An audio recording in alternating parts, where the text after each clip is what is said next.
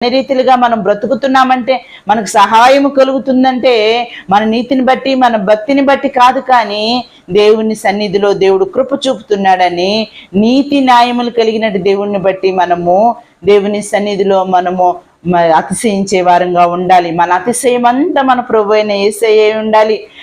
మన రక్షకుడైనటువంటి మన ప్రభు అయిన యేసయ్య ఉన్న నిత్య జీవానికి తీసుకుని వెళ్ళే ప్రభు పట్ల మనం అతిశయించే వారంగా ఉండాలి. ఇది నాన్న నిన్ను బట్టి నువ్వు అతిశయిస్తూ తండ్రిని దుఃఖపరుస్తూ ఉన్నావా?